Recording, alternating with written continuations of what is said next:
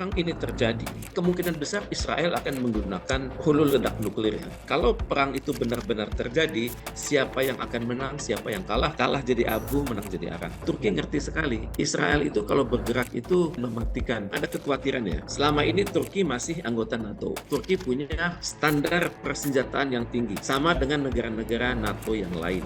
Kalaupun terjadi konflik dengan Israel, itu akan lama. Ini juga yang dikhawatirkan oleh Israel. Israel sudah mulai fatigue ya. Israel sedang kewalahan, itu bagus. Banyak skenario yang mungkin dijalankan. Tidak mustahil Turki memiliki perjanjian rahasia dengan negara-negara lain, dan mereka akan melakukan hal-hal yang bersifat nuklir maupun bersifat non nuklir ya.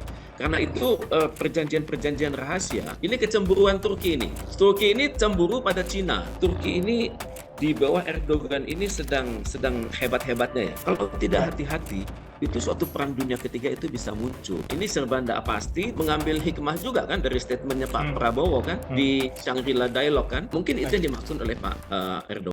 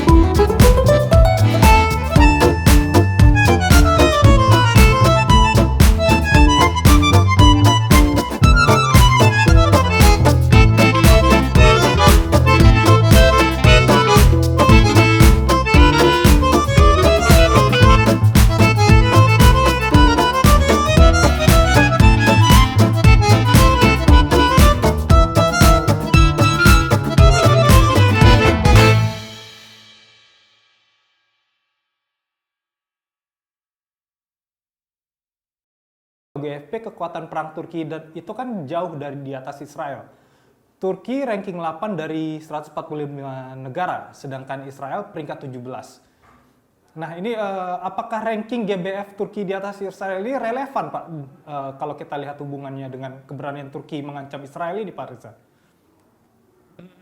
Dalam pandangan saya, ranking itu bisa menggambarkan kuantitas dan kualitas ya. Tapi dalam kenyataannya, ranking itu belum tentu memenangkan sebuah peperangan. Karena menang tidaknya perang itu ditentukan oleh banyak faktor. Misalnya faktor kepemimpinan nasional. Kedua, faktor kualitas mereka yang berperang. Ketiga, kualitas diplomasi. Jadi didapatkannya atau tidak didapatkannya dukungan internasional. Selanjutnya, faktor keuangan. Selanjutnya lagi faktor informasi dan teknologi. Selanjutnya masih ada lagi faktor kemampuan memainkan opini global. Jadi banyak faktor-faktor yang sebenarnya berpengaruh. Dan untuk itu saya tidak berani mengatakan kalau perang itu benar-benar terjadi, siapa yang akan menang, siapa yang kalah. Tapi saya teringat pada pepatah nenek buyut saya yang mengatakan, kalah jadi abu, menang jadi arang. Dalam artian, yang kalah dan yang menang sama-sama merugi. Itu pepatah dari kampung kami di Tanah Aceh. Terima kasih. Ya Pak Reza, ini kan kalau berdasarkan GFP ini kan melihat salah satu poin utama dari Israel ini kan kepemilikan senjata nuklir ya Pak Reza ya. Bahkan menurut GFP, Israel itu diperkirakan mempunyai sekitar 200 hulu ledak nuklir. Ini kalau melihat dari kepemilikan nuklir ini, apakah otomatis Israel dijamin menang atau bisa di atas posisinya ketika perang terjadi ini dengan antara Turki dan Israel ini Pak Reza? Kalau perang ini terjadi, ya, untuk menghindari kepunahan, ya kemungkinan besar Israel akan menggunakan hulu ledak nuklir ya. Cuman masalahnya, kalau hal ini terjadi, maka yang berlaku adalah suatu doktrin namanya mutually assured destruction. Jadi kita ini sama-sama rusak. Yang rusak itu bukan hanya wilayah, tapi peradaban dan juga kehidupan di masa depan.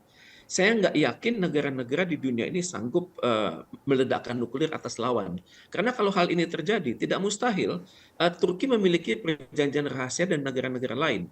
Dan mereka akan melakukan hal-hal yang bersifat nuklir maupun bersifat non-nuklir ya. Karena itu perjanjian-perjanjian rahasia di bidang-bidang pertahanan, keamanan, politik itu sangat tersembunyi. Itu hanya akan berlaku pada saat benar-benar dibutuhkan.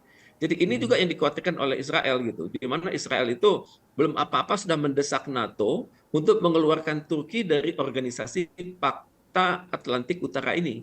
Ini saya baca dari statements di media massa Israel yang judulnya Times of Israel tanggal 29 Juli ini, di mana Israel itu khawatir jika konflik terbuka terjadi, itu akan membingungkan para anggota NATO dan menggoyahkan kepemimpinan global Amerika Serikat. Karena Washington sedang menghadapi banyak masalah serius di dalam dan di luar negeri, dan dikhawatirkan ini akan menyurutkan kepemimpinan global Amerika Serikat dan juga membingungkan anggota-anggota NATO yang lain. Karena secara teori, pasal 5 dari NATO itu mengatakan bahwa serangan atas salah satu anggota NATO adalah merupakan juga serangan bagi anggota NATO yang lainnya, dan mereka harus bergerak secara bersama-sama sesuai dengan konstitusi masing-masing. Jadi ini yang dikhawatirkan oleh Israel. Jadi untuk itu saya pikir kalau kita berpikir dari pihak Israel, yang sejak dini itu Turki harus dikeluarkan dari NATO karena ada potensi NATO itu bisa pecah. Jadi ini yang terjadi. Baik Pak Reza, ini kan kita banyak masyarakat awam yang tidak tahu sebenarnya ranking kekuatan militer ini seperti apa sih sistemnya. Nah, banyak negara tanpa senjata nuklir dari posisi rankingnya di global GFP ini tinggi sama dengan Turki. Kalau dilihat sendiri, Indonesia itu bahkan rankingnya di atas Israel. Nah, Pak Reza kan tadi sudah menyinggung sedikit soal kekuatan militer ini kan banyak hitung-hitungannya, bukan tidak hanya dari jumlah kuantitasnya saja. Nah,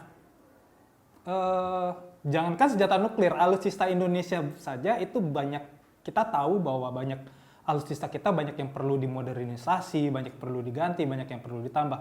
Nah, ini kembali ke kekuatan militer Turki ini. Tanpa senjata nuklir, menurut Pak Reza, seberapa besar peluang Turki untuk mengimbangi atau bahkan menang jika betul-betul terjadi perang Turki-Israel nanti, Pak? Saya berpikir, saya mencoba melihat ya dari pandangan orang Turki sendiri ya. Saya teringat suatu statement yang dibuat oleh seorang wartawati Turki, namanya Sinem Koscioglu. Dia mengatakan statement dari presiden kami itu disalah tafsirkan oleh dunia. Yang terjadi adalah lost in translation katanya. Jadi pihak dunia itu tidak bisa membedakan apakah itu military operation, padahal yang presiden kami maksudkan adalah military involvement. Persis seperti pengalaman Turki di masa lalu di Karabakh, Syria, dan Lebanon. Jadi di mana Turki punya kemampuan mendukung oposisi dan juga mendukung pemerintah nasional. Jadi ini tampaknya yang akan dilakukan oleh Turki. Tapi bagaimanapun juga karena statement awalnya keluar dari Presiden Turki, maka tentunya Presiden Turki tersebut yang memiliki otoritas tertinggi untuk menjelaskan statement beliau ya. Tapi saya pikir kalaupun itu perang terjadi, saya nggak yakin itu akan terwujud. Yang terjadi adalah ini kecemburuan Turki ini. Turki terus terang cemburu ya. Gimana? Turki ini cemburu pada Cina. Karena Cina itu, kalau kita lansir dari statementnya Washington Post tanggal 24 Juli silam, itu judulnya sangat mengagetkan itu. Judulnya adalah China Brokers Palestinian Unity Declaration and Bid to be Global Mediator. Jadi Cina ini sudah berhasil mengumpulkan 14 faksi-faksi yang ada di Palestina, yang selama ini Turki itu ingin kumpulkan mereka dan ingin mereka mencapai suatu kesepahaman di Turki. Jadi Turki nggak, kan selama ini kita sebagai kalangan luar hanya tahunya kan Gerakan Pembebasan Nasional Palestina atau Fatah, kemudian Gerakan Perlawanan Islam Hamas kan. Tapi selanjutnya ada lagi organisasi lain Dan Turki selama ini mencoba menggait mereka semua, misalnya Front Populer untuk pembebasan Palestina, Front Demokratik untuk pembebasan Palestina, kemudian Gerakan Jihad Islam Palestina, ada lagi Partai Rakyat Palestina, ada lagi Front Perjuangan Rakyat Palestina, kemudian ada lagi Gerakan Inisiatif Nasional Palestina. Jadi itu baru 8, yang ke-9 sampai 14 adalah Front Populer untuk Pembebasan Palestina atau Komando Umum. Kemudian ada lagi Uni Demokratik Palestina, nomor 11 Front Pembebasan Palestina, 12 Front Pembebasan Arab, 13 Front Arab Palestina, 14 Pelopor Perang Kemerdekaan Rakyat atau pasukan As-Saika. Jadi Cina ini sudah berhasil mengumpulkan mereka semua dalam rapat 3 hari dan akhirnya mencapai konsensus. Dan ini kan yang tidak yang belum yang tidak mungkin dilakukan oleh negara-negara lain. Jadi pada saat yang sama juga Turki kesal barangkali ya, di mana sejak krisis Gaza ini berdiri, Turki itu sudah bekerja keras untuk menjadi honest broker. Honest broker itu artinya penyambung hati yang mulia ya, dengan cara berdialog dengan pimpinan di Yordan, Syria, Mesir, Saudi Arabia, termasuk presiden otoritas Palestina yakni Mahmud Abbas. Bahkan Turki ini sangat berharap Mahmud Abbas ini berpidato di parlemen Turki tapi tak kunjung berhasil. Terus keberhasilan Cina ini membuat Turki kehilangan muka di dalam dan luar negeri. Terlebih lagi Erdogan telah dinilai oleh berbagai pihak sebagai condong kepada Hamas dan kritis pada Israel. Dan kemudian juga Turki ini sadar bahwa sebelumnya setahun lalu pada tanggal 11 November 2023 di Riyadh, dalam suatu resolution of the Joint Arab Islamic Extraordinary Summit on Israeli Aggression Against the Palestinian, Turki itu telah mendapatkan amanat khusus untuk bersama dengan negara kunci seperti Saudi Arabia, Palestina, Yordania, Mesir, Qatar, dan Indonesia untuk atas nama OIC mengupayakan segala daya upaya untuk demi tercapainya perdamaian di tanah Palestina. Dan Turki ini bekerja keras dan nggak berhasil juga gitu. Jadi kombinasi kecewa, kombinasi kaget ya, karena Turki adalah negara kekuatan regional di kawasan. Jadi malunya itu berlipat ganda. Jadi dalam hal inilah bisa dimengerti bahwa Turki ada kekhawatiran juga. Kedepannya tampaknya perdamaian dan keamanan di Timur Tengah itu aktornya bukan lagi Amerika Serikat dan Israel, tapi Cina dan Rusia. Nah, jadi karena itu mumpung dunia ini masih cair, ya Turki langsung mengambil alih. Ya syukur-syukur akan mendapat koalisi baru di Timur Tengah ini. Ya. Pak Reza, tadi Pak Reza sudah menyinggung-nyinggung sedikit ya soal kalimat Erdogan ini sebenarnya mistranslation yang banyak diartikan seperti itu. Nah, kita kembali ke topik utama kita adalah soal Erdogan ini sendiri. Menurut analisis Pak Reza ya, kalimat yang bisa diartikan Turki mungkin akan mengirim tentara ke Israel itu seperti apa sih kalau dari pandangan analisis Pak Reza sendiri? Kemungkinan besar, ya Turki kan mengambil hikmah juga kan dari statementnya Pak Prabowo kan di Shangri-La Dialogue kan, pengiriman pasukan itu dalam wujudnya otoritas diberikan oleh Dewan Keamanan PBB. Nah, mungkin itu yang dimaksud oleh Pak Erdogan, dan kemungkinan besar karena ini sudah jadi isu global ya, Turki akan mendekati Indonesia untuk berkoordinasi. Jadi Indonesia adalah wakil dari benua Asia, dan Turki adalah wakil dari Timur Tengah dan Afrika. Ini mungkin. Jadi sekarang semuanya sangat cair, semuanya saling mengambil peran, tapi Cina sudah duluan. Dan sangat sulit dilawan ini, kemampuan dia mengumpulkan semua aktor-aktor itu, dan mereka sudah bicara dari hati ke hati dan sudah tercapai konsensus. Konsensusnya itu nggak main-main, antara lain mereka semua saling setuju untuk mendukung resolusi-resolusi PBB yang sudah ada sebelumnya. Kemudian juga mereka menghendaki Israel itu meninggalkan wilayah jajahan mereka gitu ya. Terus mereka itu sudah membentuk suatu front nasional untuk menghadapi agresi Israel dan menghentikan genosida yang dilakukan oleh Israel tersebut. Terus mereka juga menolak Israel mengusir rakyat Palestina dari tanah air mereka, dan juga mendesak entitas Zionis untuk mengakhiri pendudukannya di jalur Gaza dan seluruh wilayah pendudukannya, dalam hal ini tepi barat Yerusalem dan jalur Gaza itu sendiri. Bahkan mereka 14 kelompok ini sudah merujuk untuk perjanjian rekonsiliasi nasional yang ditandatangani di Kairo pada tanggal 4 Mei 2001 dan deklarasi Aljazair ditandatangani pada tanggal 10 Desember 2022. Jadi sudah detail sekali begitu kan. Jadi dalam hal ini saya pikir Turki kehilangan panggung dan untuk itu Turki ingin menggalang barangkali solidaritas dari negara-negara OIC yang lain. Iya. Ya Pak Reza, ini kan kalau kita cek lagi pernyataan Erdogan ya, kita quote-nya seperti ini, buka quote, kita harus sangat kuat agar Israel tak melakukan hal konyol ke Palestina. Sama seperti kita masuk Libya dan Karabakh, kita mungkin melakukan hal serupa kepada mereka. Tak ada alasan kita tak dapat melakukannya. Tutup quote. Itu kan pernyataan Erdogan yang disampaikan ya. Ini pernyataan ini apa bisa disebut sebagai ancaman resmi Turki kepada Israel? Atau memang ada sesuatu keinginan Erdogan untuk ya seperti Pak Reza bilang tadi untuk ya kita ingin mencoba mengambil alih ya dari yang Cina dan peran Rusia yang seperti yang sudah dibilang Pak Reza tadi sudah mulai lebih besar ketimbang Turki sendiri yang sebagai kekuatan yang ada di regional tersebut. Ini bisa dilihat sebagai ancaman atau tidak sih Pak Reza? Atau Pak Reza melihatnya seperti apa? Dalam teori itu ada dua ya.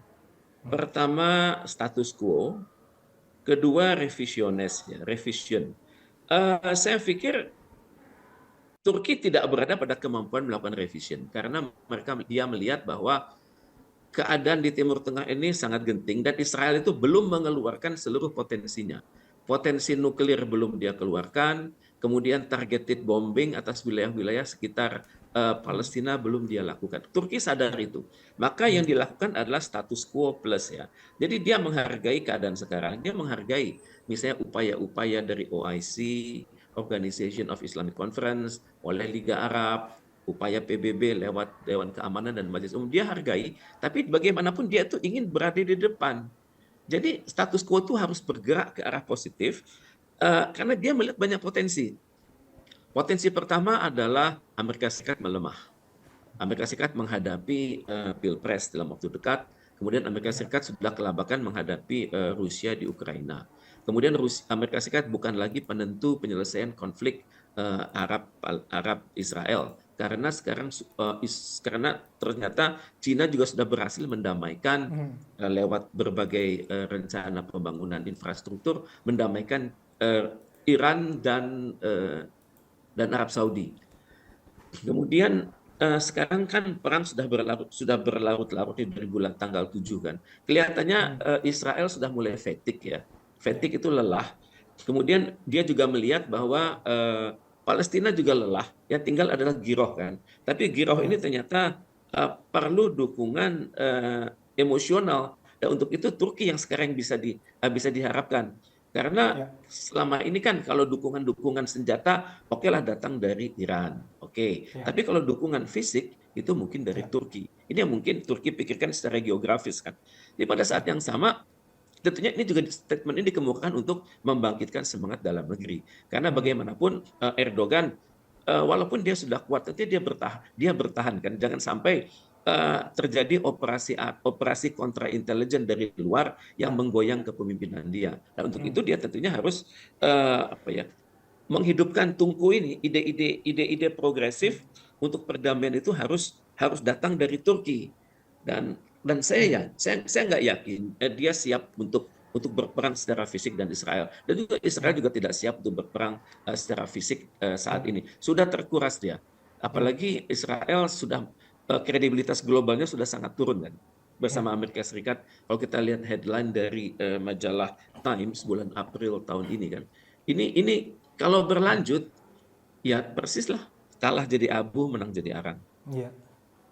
Pak Reza, ini menarik. Pak Reza tadi sempat menyebutkan bahwa ini pernyataan Erdogan ini bisa dibilang untuk membangkitkan semangat dalam negeri Turki sendiri. Nah ini Pak, pernyataan Erdogan ini kan akhirnya menjadi lebih panas di kancah global karena Kementerian Luar Negeri Turki menyamakan Israel sebagai Nazi dan Netanyahu sebagai Hitler seperti itu. Ini sebatas dukungan Kementerian Luar Negeri kepada pemimpin negaranya atau betul-betul wujud dari pemerintah Turki secara internal itu telah solid dan bersiap untuk menyerang dalam tanda kutip, kalau yang seperti Pak Reza tadi bilang tidak dalam bentuk militer, untuk bersiap menyerang Israel daripada didahului diserang Israel seperti itu. Nah, kalau menurut analisis Pak Reza, ini seperti apa sih sebenarnya internal politik dalam negeri Turki ini, seperti apa kondisinya untuk melihat perang Israel-Palestina ini? Saya perhatikan Turki ini di bawah Erdogan ini sedang hebat-hebatnya ya. Ya. Presiden yang karismatis, mantan wali kota, Hmm. kemudian dia ini secara pribadi kuat begitu. Secara pribadi kuat, dan di dalam negeri itu saya tidak melihat adanya oposisi untuk melawan dia. Hmm. Kalaupun ada oposisi ya normal lah dalam sebuah negara ada oposisi, Ya. tapi oposisi tersebut tidak mampu membangun suatu kekuatan kolektif untuk Ya. menghadapi, untuk menjatuhkan Erdogan. Karena itu dapat dimengerti kalau Kementerian Luar Negerinya itu satu kata dan satu suara dengan Erdogan kan.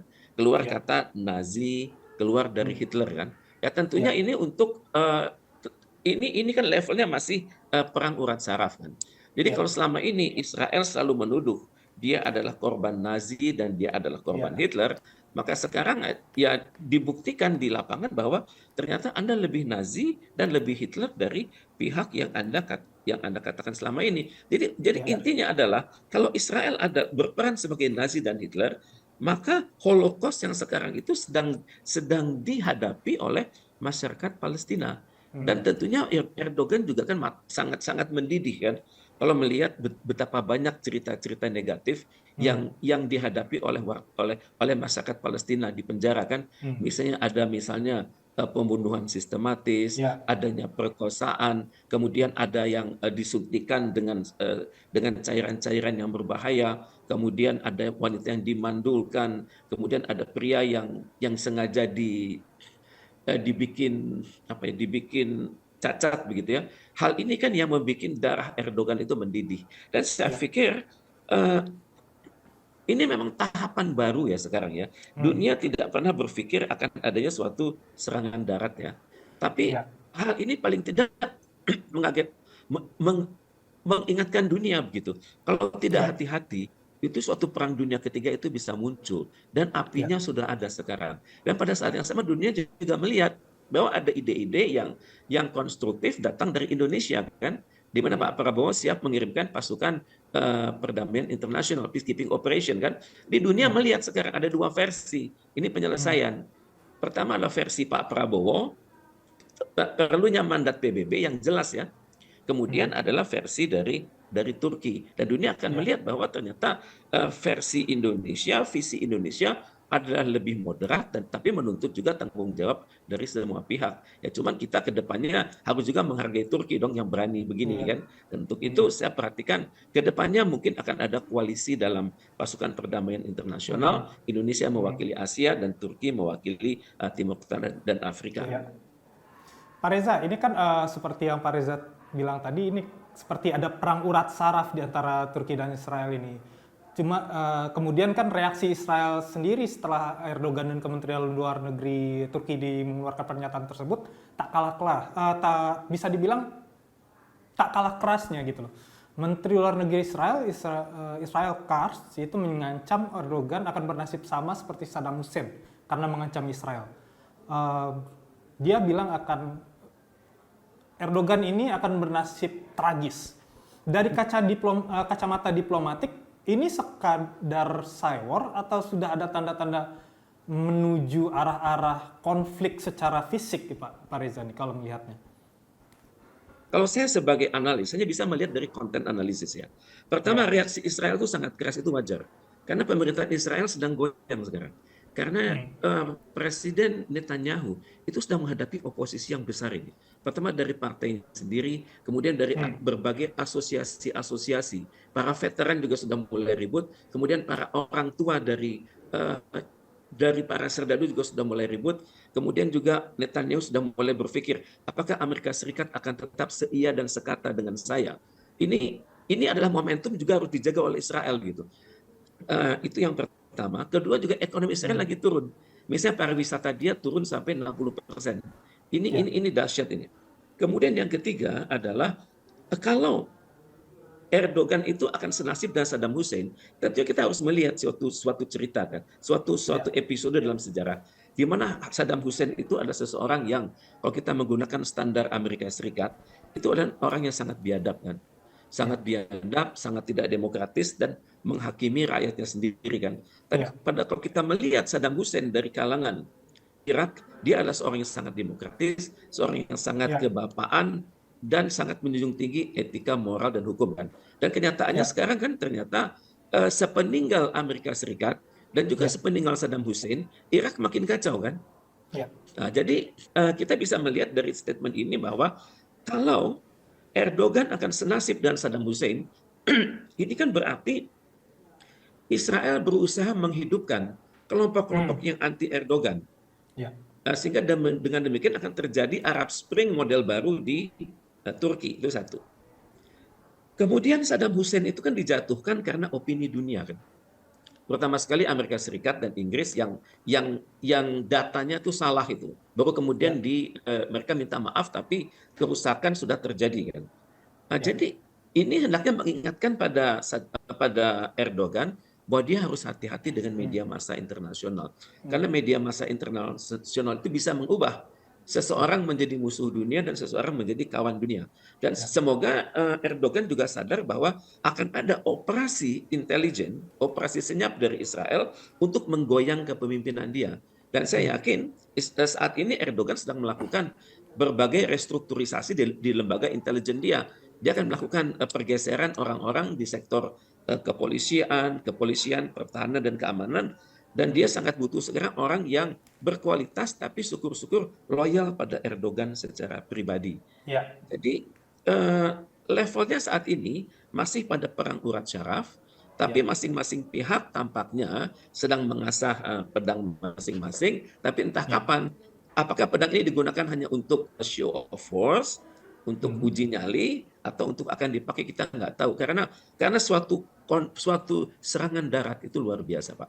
Ya. Tentunya Mesir juga belum tahu persis bagaimana kerjasama rahasia antara Israel dengan negara-negara di sekitar Mesir, Ya. di sekitar Turki. Kemungkinan juga Turki belum tahu skenario-skenario apa yang akan dilakukan oleh penduduk-penduduk asli di sekitar gurun di luar Palestina seandainya terjadi suatu eskalasi yang anggotanya bukan Israel. Itu kita tidak tahu itu. Ya. Jadi hal ini yang saya pikir resiko sangat besar kalau melakukan serangan, tapi tidak mustahil akan dilakukan. Yang akan dilakukan adalah suatu upaya-upaya, seperti upaya-upaya untuk mendukung kelompok-kelompok tertentu ataupun tidak mendukung kelompok-kelompok tertentu, dan Erdogan yakin sekali punya kemampuan itu. Ya. Pak Reza, ini kan sangat menarik ya hubungan antara Turki dan Israel dengan negara-negara lain yang ada di Timur Tengah ini. Selain perang urat saraf antara Erdogan, Kementerian Luar Negeri dengan Israel, kemudian Israel membalas dengan pernyataannya itu.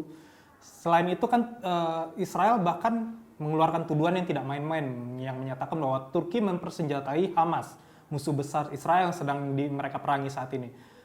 Turki jelas membantah keras tuduhan Israel. Jadi bisa dibilang sudah banyak saywar antara Turki dan Israel ini saling tuduh, saling tuding dan saling tunjuk gitu ya. Seolah-olah mereka ini hubungannya sudah di pinggir jurang gitu. Mereka ingin berperang. Ini kan berbeda dengan aksi Israel dengan negara-negara lain yang ada di Timur Tengah. Contohnya Iran, beberapa waktu lalu Israel langsung membom rombongan pimpinan militer Iran kan di Damaskus, Suriah. Israel juga langsung membom basis Houthi di Yaman. Mereka bahkan langsung menyerang Hizbullah di Lebanon. Ini Pak Reza melihatnya, hitung-hitungan Israel ini seperti apa sih? Kenapa mereka tidak langsung menyerang seperti ke negara-negara lain kalau dengan Turki ini? Apakah karena memang Turki bagian dari NATO atau memang seperti apa gitu Pak? Memang ada kekhawatiran ya. Selama ini Turki masih anggota NATO. Di mana sebagai anggota NATO, Turki punya standar persenjataan yang tinggi, sama dengan negara-negara NATO yang lain. Walaupun hulu ledak dan daya ledaknya mungkin beda ya. Tapi paling nggak Turki punya standar persenjataan NATO dan anggota-anggotanya terbiasa berlatih dengan NATO. Kemudian Ya. mereka memiliki sistem sinyal, sistem informasi, teknologi. Kalau dalam teori itu namanya command, control, computing, kemudian surveillance, reconnaissance, kemudian Ya. itu Turki punya begitu. Jadi kalaupun terjadi konflik dengan Israel itu akan lama. Hmm. Kemudian hubungan Turki dengan Israel itu kan turun naik. Ya. Di mana sebelumnya Israel meminta Turki menjalin hubungan diplomatik karena dengan demikian Turki bisa berada memiliki kemampuan untuk mendukung two state solution. Tapi ternyata kan enggak, Ya. ternyata enggak. Jadi kalau ada kejadian seperti ini biasanya itu hubungan diplomatik langsung putus. Ya. Hubungan diplomatik putus, kalaupun dipertahankan, ya masing-masing punya kedutaan, tapi dipimpin oleh pejabat yang levelnya junior. Nah, Ya. kita belum tahu perkembangannya kemana ya. Hmm.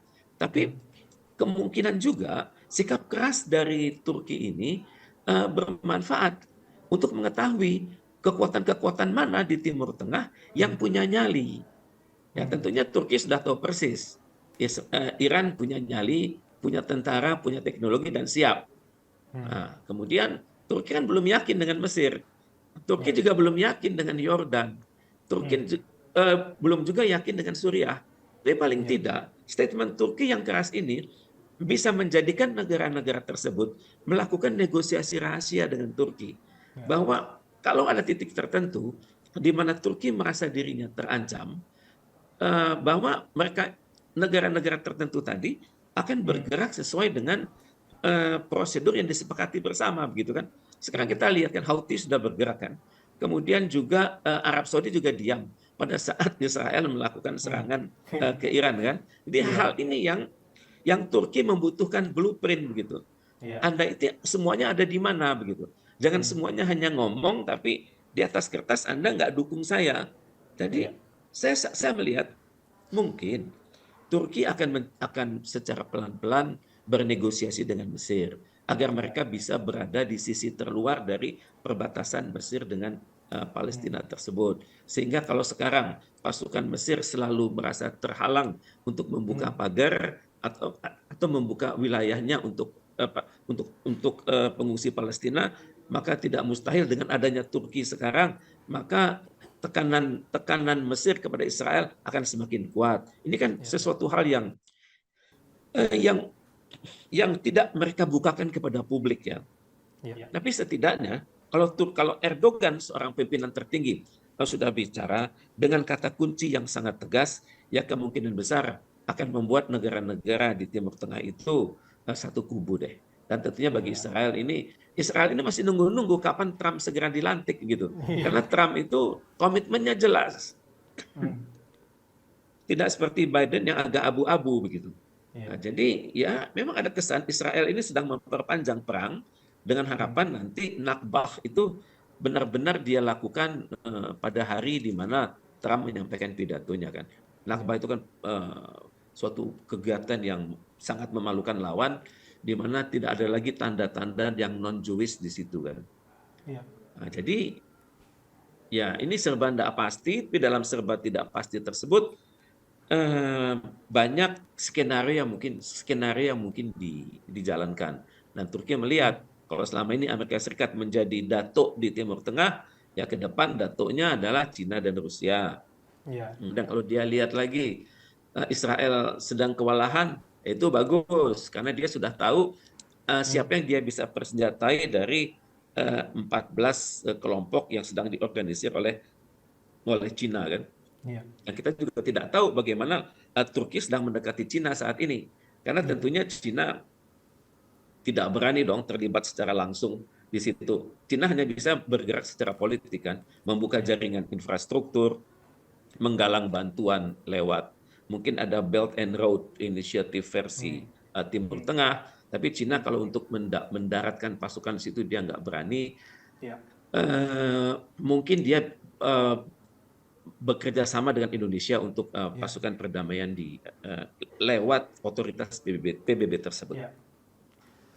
Pak Reza, ini kan ada satu yang menarik ini ya. Meski dibela Erdogan dan Turki, ternyata Presiden Palestina Mahmud Abbas tak setuju Turki ikut ambil ambil ini ya, ikut serta dalam menyerang Israel seperti negara-negara Timur Tengah yang lain. Mungkin Palestina khawatir dengan perang semakin besar atau malah menghancurkan Palestina sendiri?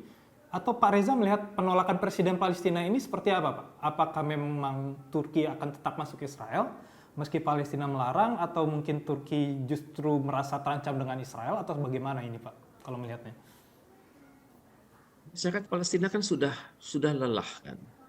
Sudah lelah secara ekonomi, sosial budaya, infrastruktur hancur kan. Itu yang kita lihat kan. Tapi yang kita tidak bisa ukur kan adalah giroh dari generasi muda Palestina kan. Untuk mempertahankan motherland, tanah kelahiran mereka itu dengan segenap jiwa dan raga ya. Itu masih ada begitu di tanah Palestina kan. Ya. Apakah Turki akan masuk ke situ sehingga mempersenjatai pihak-pihak yang terlibat perang dengan Israel? Ya, Turki perlu kemampuan intelijen seperti Cina. Ya. Mengidentifikasi kekuatan-kekuatan yang ada kan.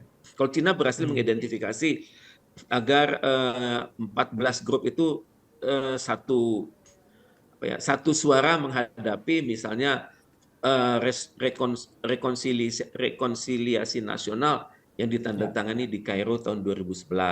Kemudian juga mereka berpikir bagaimana caranya menghidupkan resolusi-resolusi dari piagam dari Majelis Umum PBB.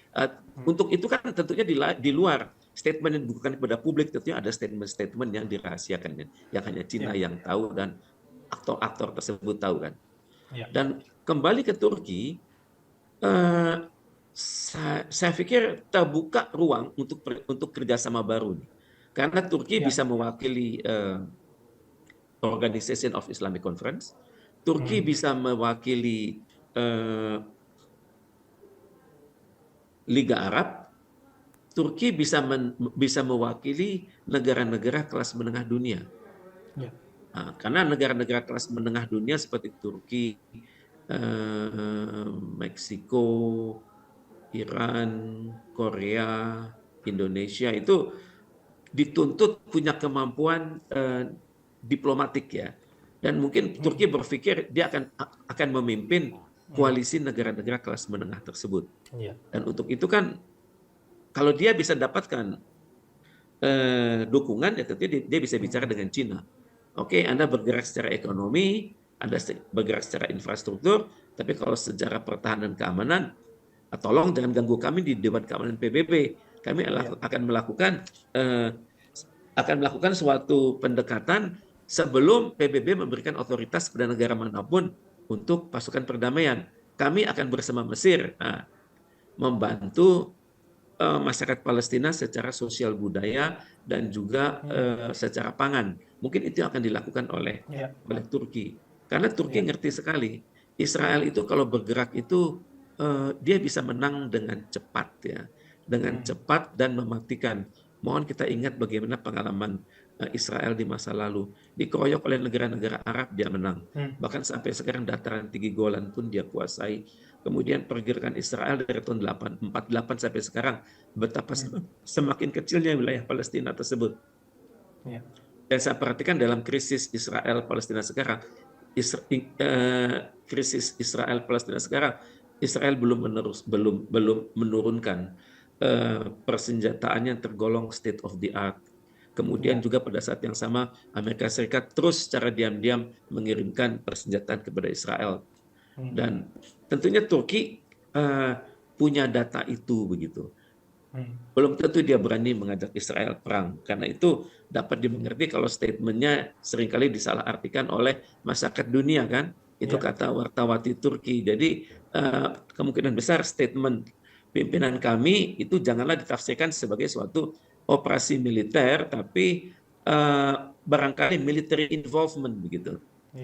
Itu kata siapa namanya itu Sinem Kosciuszko dalam wawancaranya tanggal 29 Juli kemarin.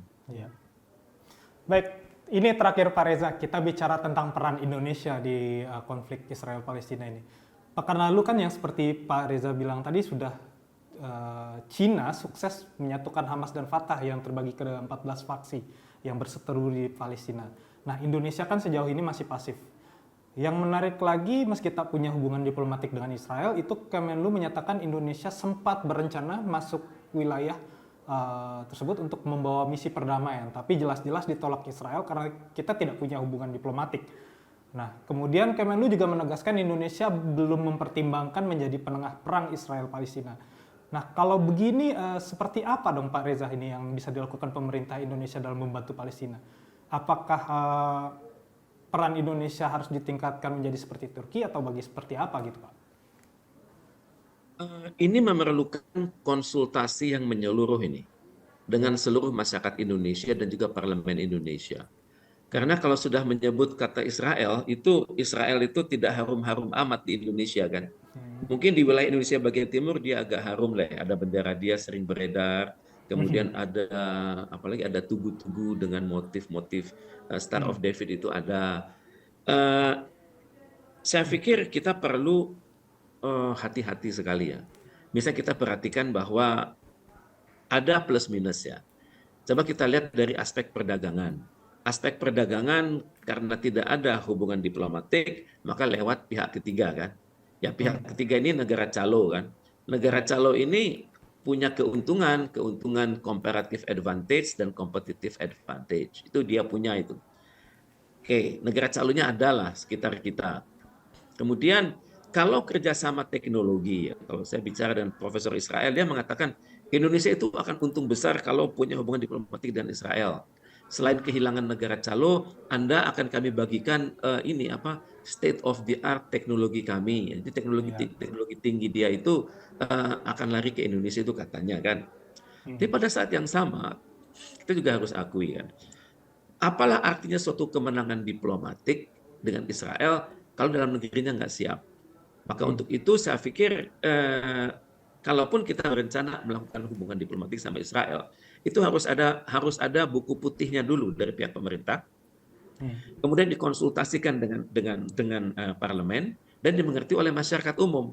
Karena tentunya umum kan berpikir kita ini kan pertama Undang-Undang Dasar pembukaan kita kan mengatakan bahwa sesungguhnya kemerdekaan itu adalah hak segala bangsa kan. Itu bertentangan dengan konstitusi kita. Pada saat yang sama kita juga sadar bahwa kemerdekaan kita itu ada saham Palestina kan di sana. Di mana Mufti Masjidil Aqsa itu banyak melakukan dialog-dialog dengan pimpinan di Timur Tengah dengan sesama mufti. Dan hal ini kan yang memudahkan kakeknya Anies Baswedan itu mendapatkan dukungan dari Mesir dan juga dari negara-negara lain. Ya karena reputasi itu sudah dibangun oleh mufti dari Masjidil Aqsa ini kan. Tapi bagaimanapun juga ya, hubungan ini mungkin. Tapi syaratnya adalah pertama Israel itu benar-benar memberikan kemerdekaan pada Palestina. Jadi ini jadi masalah lagi gitu. Karena persyaratan sebuah negara kan adalah wilayah. Wilayah yang mana? Wilayah 67 atau wilayah yang sesudahnya. Kemudian persyaratan penduduk Palestina kan sedang kocar-kacir sekarang. Kemudian ketiga persyaratan dari hukum internasional adalah kemampuan memerintah. Keempat adalah kemampuan mendapatkan dukungan dari internasional. Dukungan dari internasional ada, kedubes Palestina di Indonesia ada, di negara-negara lain juga ada kan. Tapi penduduk Palestina yang mana begitu? Apakah mereka yang lahir di Palestina ataupun lahir di luar Palestina? Ini akan ada pekerjaan demografis yang luar biasa. Kemudian yang terakhir adalah tentang hubungan sama Israel. Tentunya kita harus berpikir ya, harus ada tahapan-tahapan untuk itu. Ada roadmap, ada road plan. Jadi jangka pendek, jangka menengah, jangka panjang. Misalnya sebelum hubungan diplomatik terjadi, itu kan reputasi kedua negara harus baik.